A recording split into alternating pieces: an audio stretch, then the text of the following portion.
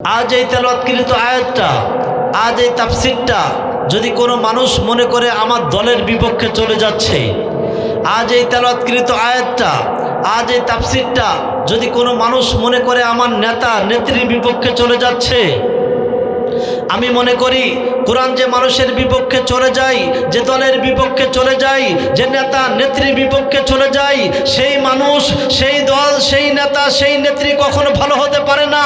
কাজে সকল সৃষ্টির শ্রেষ্ঠ সৃষ্টি হিসাবে কোরআন যে মানুষের বিপক্ষে চলে যায়, সেই মানুষের পক্ষেও আমরা থাকবো না। কথা বলেন ঠিক না?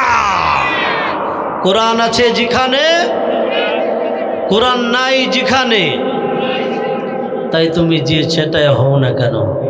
কারণ কোরআন যে মানুষের বিপক্ষে চলে যায়, সেই মানুষটা কখনো ভালো হতে পারে। সম্মানিত ভাইরা, আপনারা সবাই জ্ঞানী গুণী সুধীবৃন্দ, আজ সারা পৃথিবীতে অশান্তির আগুন দাউ দাউ করে জ্বলছে। ভাই আমার সাথে একটু কথা বলতে হবে ভাই। দেখেন প্রিয় ভাই, আমরা কিন্তু আল্লাহর রহমতে প্রতিটা দিন প্রোগ্রাম করতেছি, আর আপনাদের এই মহল্লায় একদিন, 2 দিন, 3 দিন, তার বেশি কিন্তু মাহফিল হবে না। সুতরাং আজ অর্ধেক কথা বলবো আমি, আপনারা অর্ধেক কথা বলবেন, 50-50 আমরা ভাগ করে নিব। রাজি আছেন ইনশাআল্লাহ? আজ সারা পৃথিবীতে অশান্তির আগুন দাউ দাউ করে জ্বলছে। টেন্ডারবাজি, চাঁদাবাজি, সন্ত্রাস, নৈরাজ্য, মারামারি, হানাহানি, কাটাকাটি, খুন খারামি, জিনা, ব্যভিচার, ধর্ষণ এত গুরুতর আকারে ধারণ করেছে শুধুমাত্র চাঁদা না দেওয়ার কারণে। একটা মানুষ আর একটা মানুষকে পাথর নিক্ষেপ করে দুনিয়া থেকে বিদায় করছে। কেন আজ অশান্তি? আমি শুরুতে ছোট্ট একটি গল্প বললে আপনাদের আলোচনা বুঝিয়ে আসবে কেন আজ অশান্তি। এক দোকানদারের এক কর্মচারীর নাম ছিল ইসলাম। চিল্লায় বলেন নাম কি? ভাই একটু মনোযোগ দেন, আপনাদের ভালো লাগবে ভাই। আপনারা মনে করেন না যে ওই ঢাকার থেকে আসাদুল্লাহ গালিবকে নিয়ে আসছে, শুধু মনে হয় এমনি এমনি নিয়ে আসছে, বিষয়টা তা না ভাই। ইউটিউবে আলোচনা শোনে কমিটির লোক, হুজুরের আলোচনা শোনার পরে হুজুরের ভাবভঙ্গি কেমন, চেহারা কেমন, কেমন আলোচনা করে, এটা দেখার পরে সবাই পছন্দ হওয়ার পরে হুজুরকে ফোন লাগায়। তাহলে আপনাদের যে অবস্থা, যেভাবে কথা বলছেন, তা মনে হচ্ছে এখন আমরা শেখ হাসিনার আমলে আছি। হ্যাঁ আছি? কোনো ভয় আছে? আমরা একজনকে ভয় পাই, বলেন তো তার নাম কি? সুতরাং ভাই আমি আপনাদেরকে একটু কষ্ট দিতে চাই, আশা করতেছি আপনাদের আলোচনা ভালো লাগবে। এবং আমাকে এমনি এমনি দাওয়াত দেয় নাই ভাই। ভাই প্রিয় ভাই, ওই তো যুবক ভাইরা আসতেছে, আলহামদুলিল্লাহ আমার আলোচনা যুবক ভাইরা বেশি থাকে। তো যুবক ভাইরা, আমি তোমাদেরকে একটু দেখতে চাই, একটু সামনের দিকে আসলে অনেক ভালো লাগবে। যুবক ভাই একটু ওঠো না, আল্লাহ রহম করবে, একটু সামনের দিকে আসেন আর একটু জিকির দেন লা ইলাহা। যুবক ভাই আগাইতে হবে ইনশাল্লাহ, আলোচনা ভালো লাগবে আশা করতেছি। যুবক ভাই মাশাআল্লাহ, এই তো যুবক ভাই একেবারে সামনের দিকে আগাইতে হবে ইনশাল্লাহ। আরে আলোচনার লোক আরো আসবে ইনশাল্লাহ। ভাই মাঝখানে ফাঁকা জায়গা থাকলে ও জায়গায় শয়তান বসে যায়। এই যুবক ভাই আমি তো তোমাকে আহ্বান করছি, আসো না, সামনের দিকে আসো। জি, মাঝখানে কোনো ফাঁকা জায়গা থাকবে না। এই ছোট ভাই, ভাই একটু টান দেন, আর একবার, এর বেশি আর কষ্ট দিব না ভাই, একটু আগান। আর ভাই আমার পরে তো আর কেউ নাই, আমি কি আপনার এই জায়গায় এইভাবে কথা বলবো না তো ভাই। আমি তো কিছু শিক্ষা দেবো আপনাদের, মানে আমি তো আপনাদের কিছু শিখাবো, আমার ইচ্ছা মতো কথা বলবো, হেলে ধুলে কথা বলবো। সুন্দর করেন ভাই, সর্বোচ্চ সাউন্ড দেন। এই তো মাশাআল্লাহ।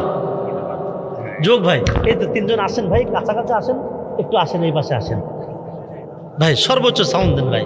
এইভাবে তো চলবে না, আমি তো হেলে ধুলে কথা বলবো ইনশাল্লাহ।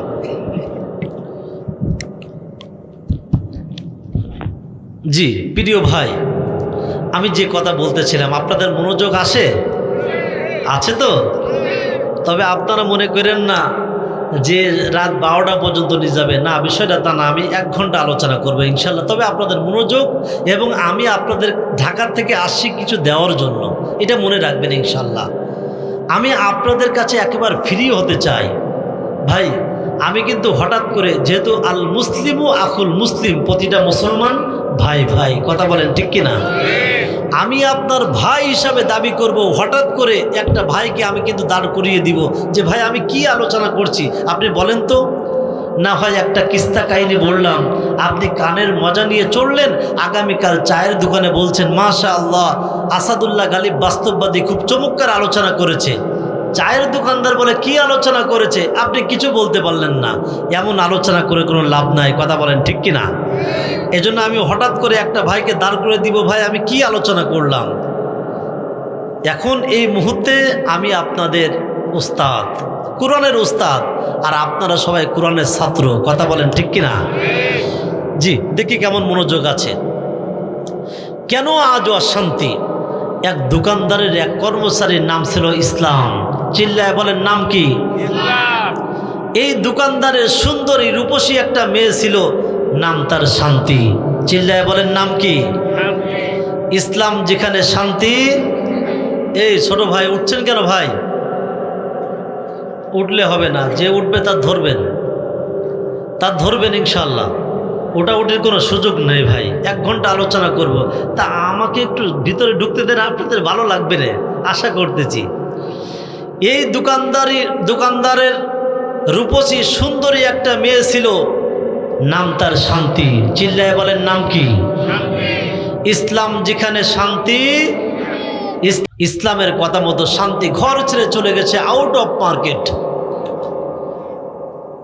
এখন এই দোকানদার সারাদিন দোকানদারি করার পর যখন রাত্রেবেলায় বাসায় আসছে, এসে দেখে বাসার সকল আসবাবপত্র ঠিক আছে, শুধু শান্তি নাই। চিল্লায় বলেন কি নাই? এখন দোকানদার কান্নাকাটি শুরু করে দিয়েছে, কি ব্যাপার, আমার শান্তি নাই। দোকানদারের কান্নাকাটি শুনে, ইসলামের এই কথা শুনে সবাই ঐক্যবদ্ধ হয়েছে। এখন দোকানদারকে জিজ্ঞাসা করছে, ও দোকানদার তুমি কেন কাঁদো? বলে আমার শান্তি নাই। বলে শান্তি নাই বুঝলাম, তার আগে বলো তোমার দোকানের কর্মচারী ইসলাম কোথায়? বলে তাকে তো আমি পিটিয়ে করেছি বিদায়। বলে দোকানদার তুমি একটা বোকা, তোমার ইমানের খাতায় লেগেছে পোকা, এই জন্য তোমার ঘরে শান্তি দিয়েছে তোমাকে ধোঁকা। বলে কেন? বলে ও দোকানদার তুমি অসংখ্য জিনিসের হিসাব রাখতে পারো, এই সামান্য বিষয়ের হিসাব তুমি রাখতে পারো না। বলে কেন, কি হয়েছে? বলে দোকানদার যে ঘরে ইসলাম থাকে না সে ঘরে শান্তি থাকার প্রশ্নই আসে না। আজ ইসলাম আছে আমাদের টুপিতে, ইসলাম আছে দাড়িতে, ইসলাম আছে পাঞ্জাবিতে, ইসলাম আছে পাগড়িতে।